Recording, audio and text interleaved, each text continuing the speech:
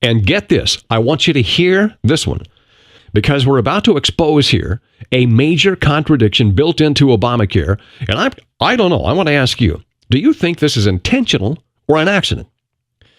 The Rhode Island Exchange spokeswoman told PolitiFact that a provision in the Obamacare law actually prohibits separate billing at all. So within the Affordable Care Act, Obamacare, there is both a command that insurance companies collect a separate payment for any abortion coverage and a section that prohibits the collection of a separate payment. Now let's try and wrap all this up and see if we can understand it. We put all this together. We have a Harry Benjamin plan that says that for any subsidized insurance plan, payments for abortion coverage must be billed separately by the insurance company. We have a state exchange that says insurance companies have nothing to do with billing the customer.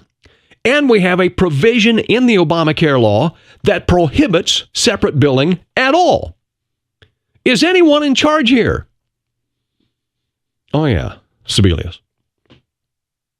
And all this confusion in just one small area of the Affordable Care Act, also known as healthcare reform. And it's why some insurance companies, according to NPR, are just backing out of providing insurance coverage for abortions altogether for the first year or so. And one more quick thing before we move to the next myth debunked off the White House website. You can't tell by looking at the plans on the exchange websites whether there is abortion coverage or not, as Shimkus pointed out, Congressman Shimkus pointed out early in this segment.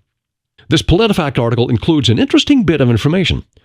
They state that according to the Obamacare law, abortion services can only be mentioned in the summary of benefits after the person is enrolled. So you won't know until after you've enrolled in a plan if it includes abortion coverage or not. And if you then, after enrollment, discover that there is abortion coverage built into this, you are not allowed by law to opt out of the abortion premium. Now, this law is actually written so that the president's desire to fund abortions with taxpayer dollars is accomplished. Now, 23 states have written their own laws that prohibit the use of federal dollars being used for any abortion coverage in their exchanges. They did it because they didn't trust the healthcare law or the administration behind it.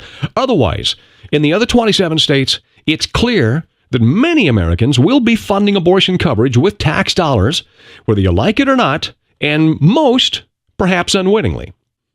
So this myth debunked has to be labeled as, well, whatever you want to call it. Do we have any advertisers yet for the program? All right, well, I need to do a quick break, so we'll be right back on the Bladecast after this Dancing Hillary.